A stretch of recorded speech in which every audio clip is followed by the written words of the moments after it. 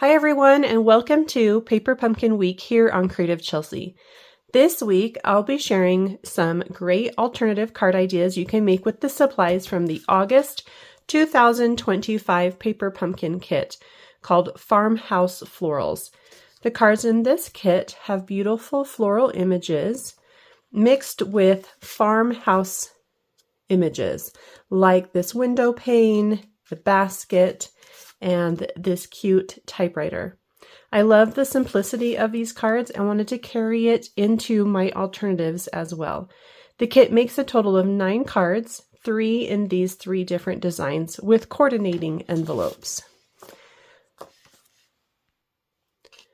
For my first alternative, I'm combining the window pane printed image with stamped and die-cut florals to give a 3-dimensional look. I have a fun technique to show you how you can copy the same colors from the printed design into your stamped images. I hope you stick around and see it. Each month I take the contents from the Paper Pumpkin kits and make alternative projects. My cards are easy to follow and can be made by both experienced or new paper crafters. You may need just a couple other products to complete them. You can follow along with me using supplies you already have or purchase any products you see me use from my online store, and the link to all products is below in my description or on my blog, creativechelsey.com. If you like this video, please subscribe to my channel so that you can get updates when I post a new video.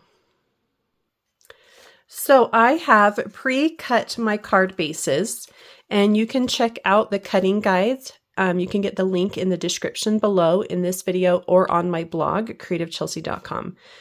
So I haven't cut my envelope, and we're going to be using the envelope for all of our stamped images.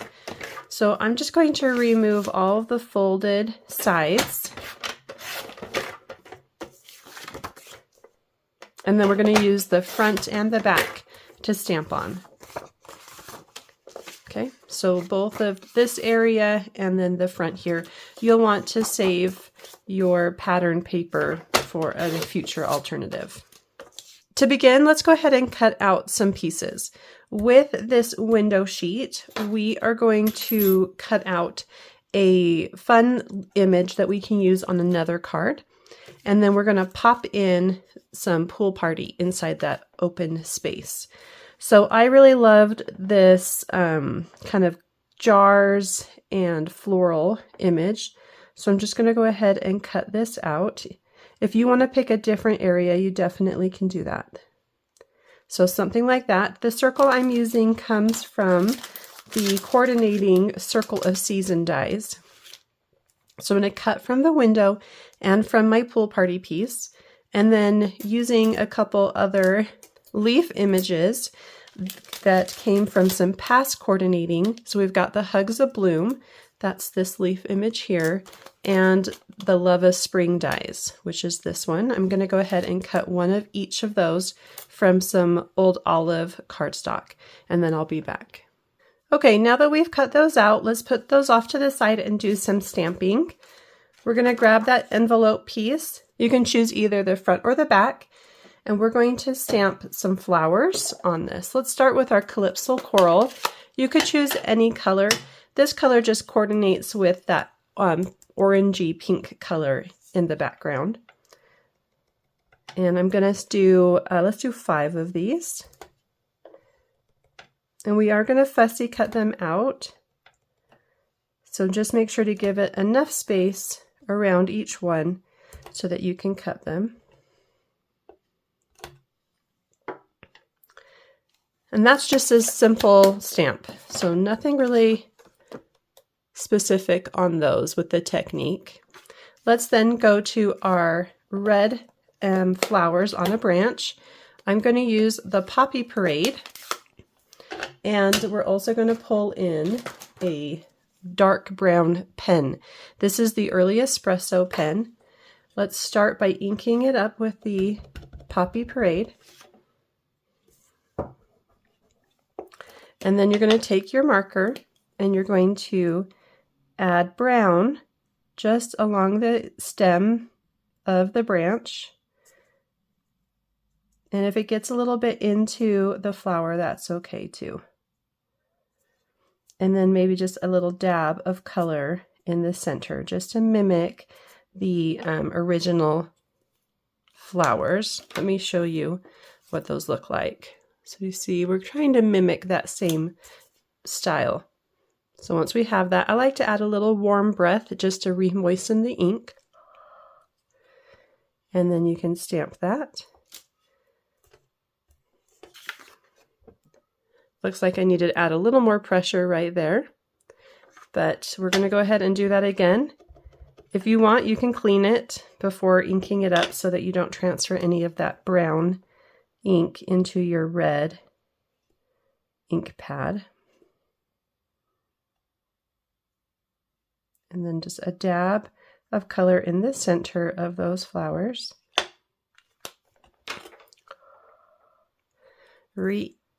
Add just a little more moisture and then stamp again. And it's going to look just like this. I love this technique of adding an extra color to the stamped image to get a multicolored image. And you can use the Stampin' Write markers for this. Now this product is going to be retiring soon, so if you want to grab some of those before they're gone, you'll want to do that sooner than later. And you can see a listing of all the products that I've used in the description below or on my blog. Next, we're going to go ahead and fussy cut all these images out. Okay, once you've fussy cut those out, let's go ahead and start putting this card together. I've got my card base, and it's just thick, basic white cardstock. We're going to add this 4 by 5 1/4 piece from the card base to the front. But we do that with some dimensionals. So before we do that, let's add some liquid adhesive to the window and add that to the center here. And that just goes in the middle.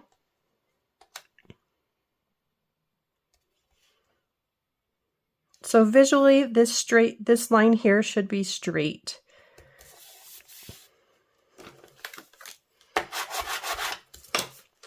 And then once it's on there, you can use your fingernail to just kind of roughen up that edge.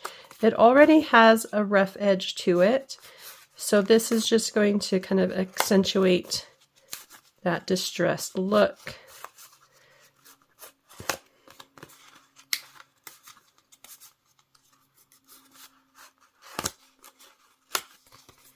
Just like that. Okay, let's go ahead and pop in the pool party circle.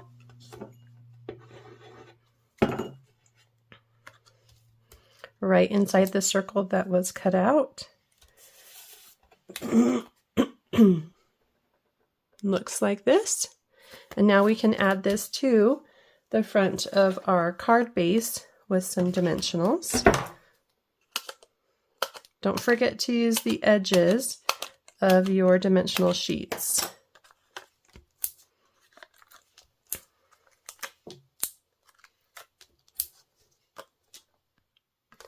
And we'll add this to the center of our basic white cardstock. So it's all popped up. I love that white on white in the background, giving this frame more pop. So this we're going to hold off for our card tomorrow, so put that off to this side. And now let's go ahead and we'll add some of these things. I did just remember we need to stamp and color in our teapot. But before we do that, let's do some flowers. So on the red and brown flowers, we're going to add just a little dimensional to the top and a glue dot to the bottom. We're going to place one. Hold on, let me double check. Okay. Let's place one. So here's the original printed flowers. We're going to put this one just as high as those, but off to the left. And then the second one we'll put off to the right of the original, just like this. So we can still see that original printed red ones in the background, and that's giving us some depth to our card. Then we're going to tuck in the leaves, And because I had this area that didn't stamp very well, I'm going to kind of cover that up with a leaf.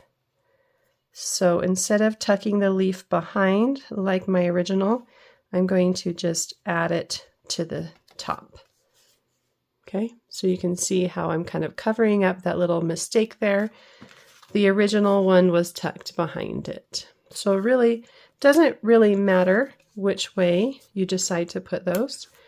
But, you know, do what you need to do to make it look good.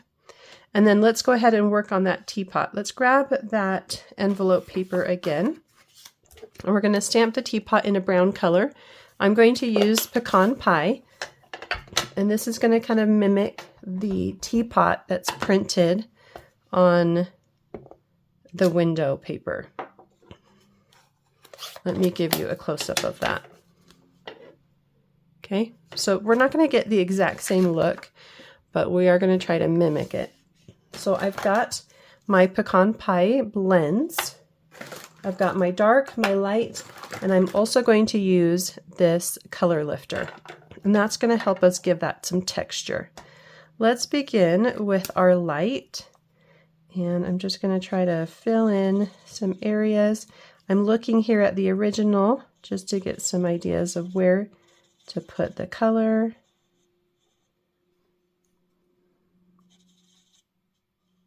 Along the handle especially. Okay.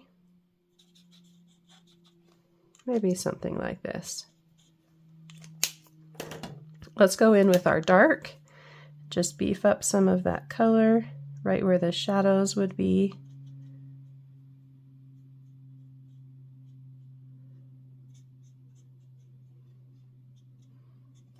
Okay, so something like this. Let's go back with a little more of the light pecan pie. Just kind of fill in some of these areas.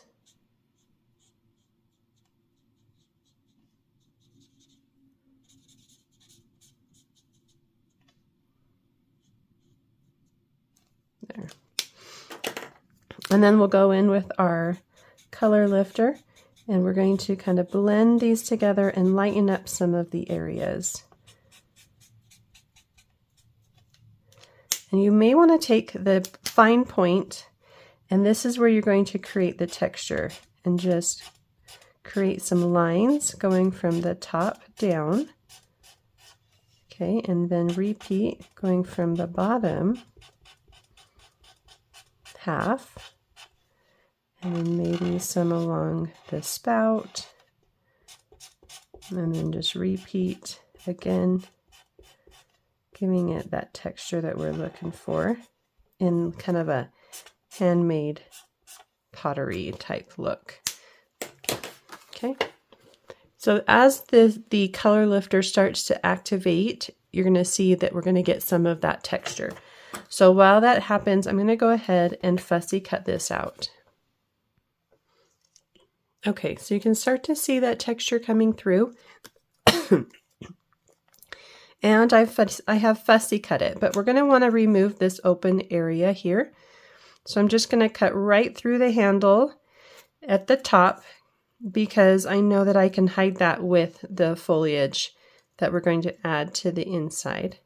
And then just kind of go around and take out that center area. Just like that. Okay, so now we can add this to the card. I'm going to pop it up with dimensional.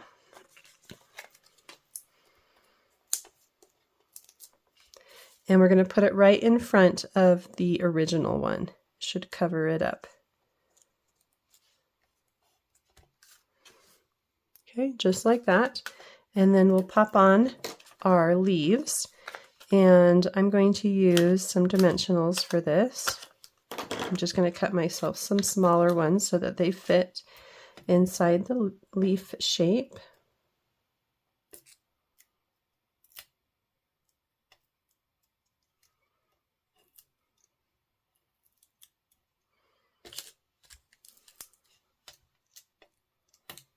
Okay, So one on each leaf, and we're going to tuck it into the teapot.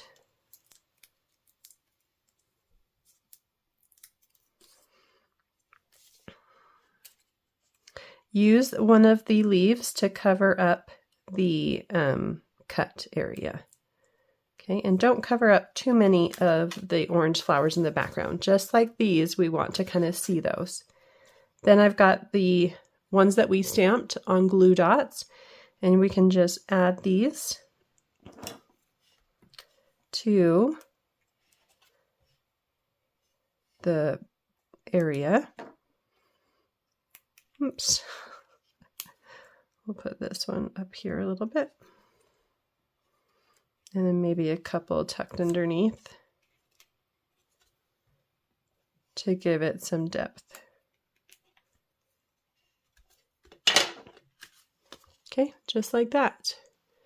So by including a little bit of the background with our stamped images, we're kind of pulling it all together and giving it more of a three-dimensional look. For the greeting, when you are done cutting up your card bases, you're going to have a piece like this left over, and we're going to stamp our greeting. And I'm going to punch out a circle from this. This circle is 1 1/4 inches, and then I'm going to just stamp my greeting on the back in Secret C. And I'm going to use the Always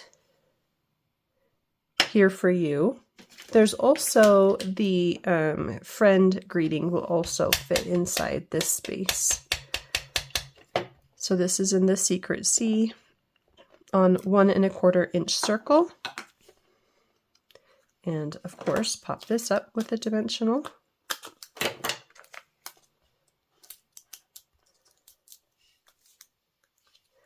And you can put it behind the teapot or in front, whatever you want to do.